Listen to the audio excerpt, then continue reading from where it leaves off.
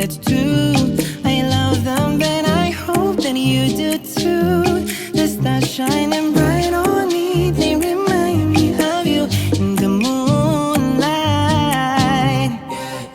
Let's dance the night away. You moving your hips the way I want. Just give me your trust, I'll give you my heart and soul tonight.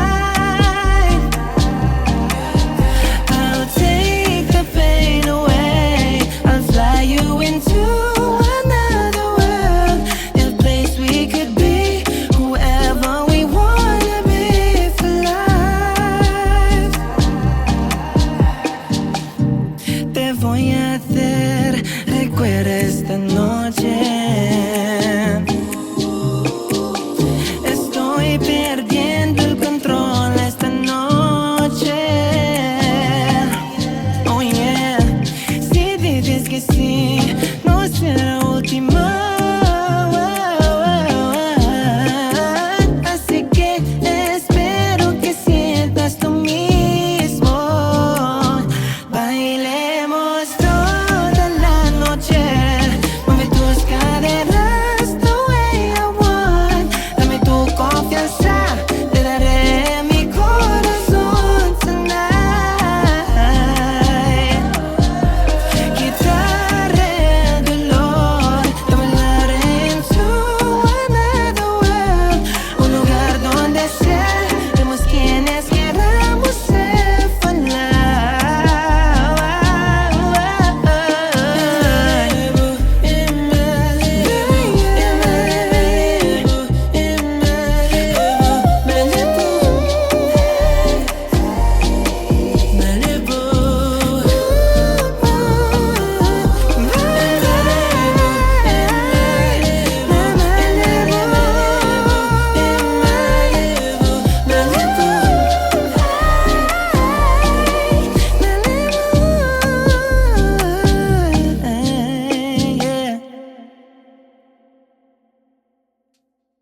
All right, welcome to the show, Jud Flores. This is our second episode. Might be the first, depending on what we release first. So a little introduction for Jud. He is a singer-songwriter from Hong Kong with a great voice and over 500,000 Spotify streams. And your Spotify description is, if you vibe, we vibe. Yes, that's right. How would you describe your sound?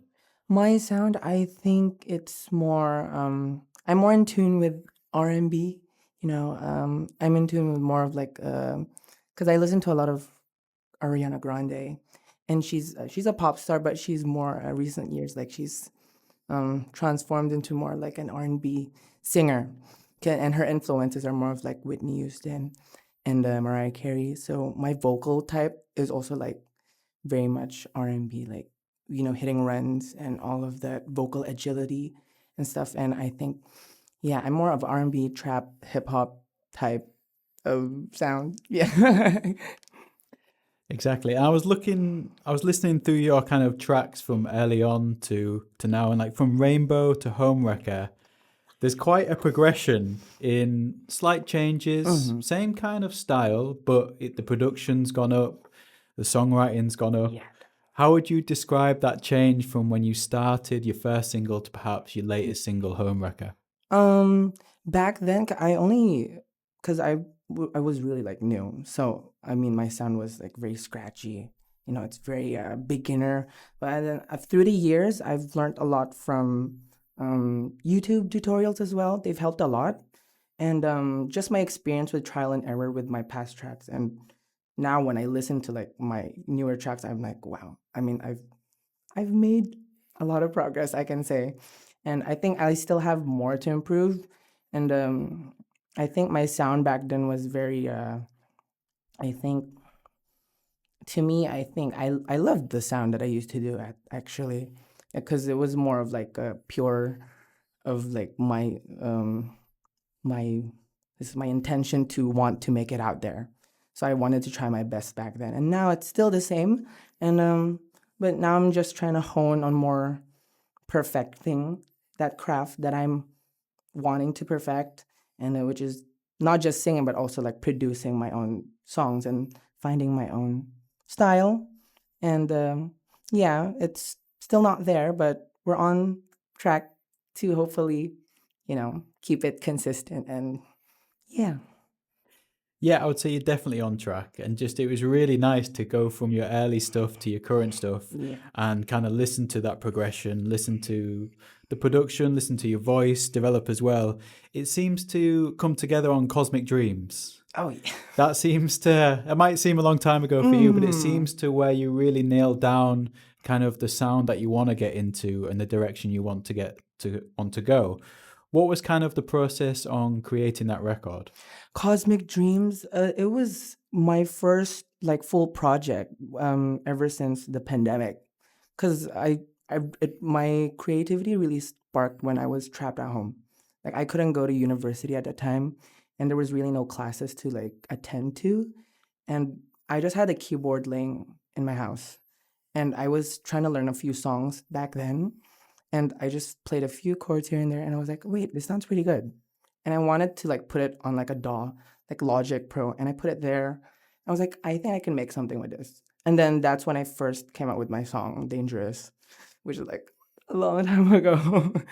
And yeah, and then I wanted to like make more, and like I think I was just, now it's starting, I should just go with the flow and just keep making more. And I made a ton of more songs back then, and until I had like a full collection that I can make with. And then I just completed it, and that's how Cosmic Dreams just came, like the puzzle pieces just came together, and it's just that. Yeah. I like it. And how many tracks didn't make it onto your records? I think for singer-songwriters, you will create so many demos, so many like ideas, and there'll be some great tracks that probably don't make it on in the end. Yeah, for Cosmic Dreams, I think there are actually like, I think like 6 songs there that didn't make it, just because there were like similar themes throughout the songs. And I guess because the thing is with singers, sometimes like with producers, we listen to it a bit too much. It sort of like gets tired in the ears, and we eventually like, this doesn't sound as much as, it doesn't slap as hard as the first time I heard it. And then those are what happened with the like the songs that didn't make it, but they're still there. Like they're just hanging in the hard drive. Like if I wanted to make, like if I want to like just make something with it, I could, and maybe I will. Who knows?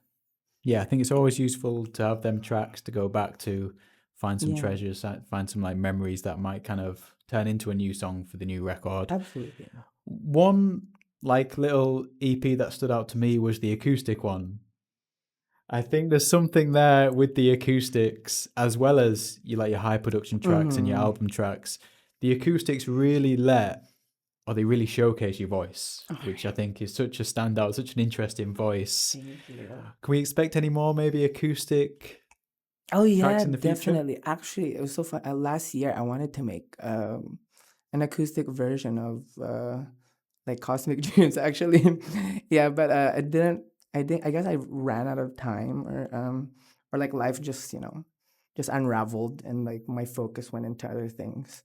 But yeah, you can expect something in the future for sure. Good. And your next single, Malibu, is out in August. Can you tell us about like the inspiration and influence from this The track? inspiration. Oh, it's funny because I have another song called Bum Bum. It's a similar sound. It's quite bossa nova-ish, but it's more like hip hop trap bossa nova fusion type track. And that was back in 2021. Actually, I made Malibu along with that song. And it was because my dad was listening to like bossa nova on the radio when I was in the Philippines. And I was like, wait, this genre is kind of like cool. It's sort of like peaceful. It's like summery. It's fresh. And I made Malibu that year, same year. And I think Bum Bum is sort of like a song about having a crush. It's very like lighthearted, but Malibu is more like a mature version. Like you're sort of like looking for like more a deeper connection with this type of person. And Malibu is more chill. It's a vibey song, and you can sway to it. Maybe grab a partner, and yeah, that's all I can say about Malibu. It definitely has a vibe. It does have a bit of a summer vibe, bit of an evening vibe, like sunset vibe as well. Is there a music video planned? I am talking to someone about it. Yes, for sure. Yeah, I think that Yeah. would go really well with Malibu the track. Yeah. Last question. What's next for Jud Flores? Jud Flores. Well, I do have a bigger project on the way after this song is out. So keep your eyes just peeled and maybe your ears, ready for that. So yeah, more for you guys. All right. Thank you for coming on. Thank you so much for having me. That's a wrap. Thank you. Those questions were so good. I was like, I'm still getting used to it. I was like,